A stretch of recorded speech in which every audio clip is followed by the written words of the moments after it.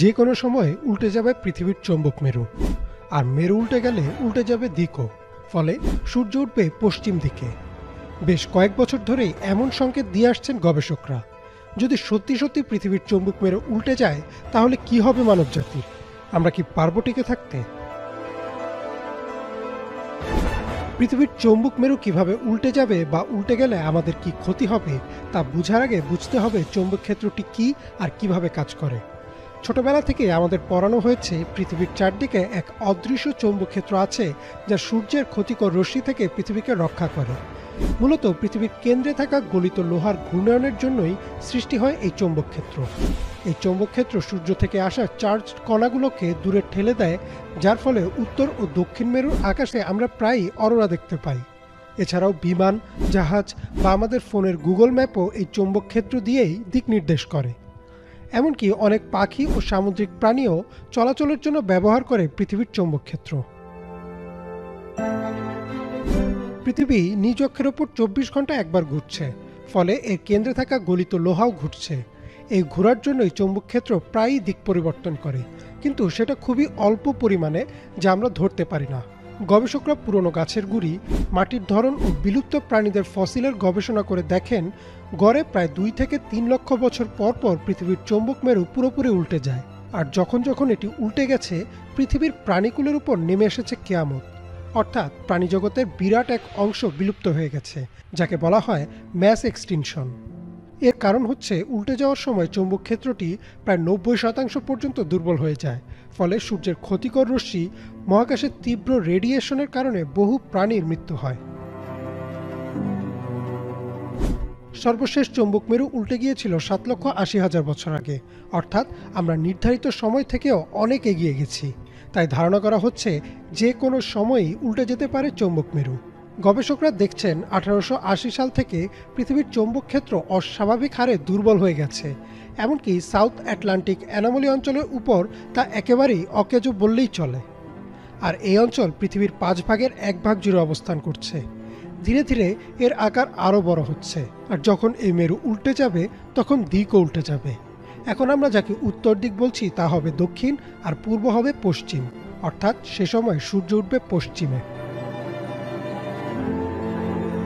এছাড়াও যদি মেরু উল্টে যায়, তাহলে চৌম্বক ক্ষেত্র দুর্বল হয়ে যাবে, ফলে মানুষের মধ্যে দেখা দেবে ক্যান্সারের প্রকোপ। আর সেই প্রকোপ হবে বিশ্বব্যাপী মহামারীর মতো। এছাড়াও এই ঘটনা পরোক্ষভাবে বড় বড় ভূমিকম্প, ভূমিধস ও অগ্ন্যুৎপাত ঘটাতে পারে।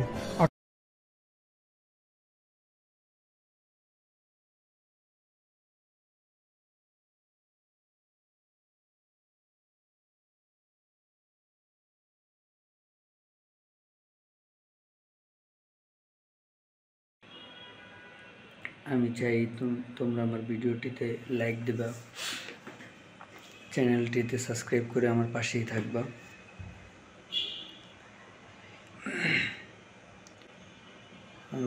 আজকে আমি শুরু করতে চাইতেছি আমার নিউ চ্যানেলটি খুলছে আজকে 3 তারিখে। দেখি চ্যানেলটি কতদিনে আমি দাঁড় করাইতে পারি এবং এই চ্যানেলে তোমাদের কারে কারে প্রমোশন করাইতে পারি। ইনশাল্লাহ পারবো। একটা চ্যানেল দাঁড় করাইতে কী কী করতে হয় দেখি, যদি সম্পূর্ণভাবে পারি আমার প্রসেসিংয়ে, তাহলে আমি আমার প্রসেসিংটা তোমাদের সাথে শেয়ার করব। এবং আমি আমার সাথে করে আরও কিছু চ্যানেল নিয়ে একসাথে উঠতে চাই।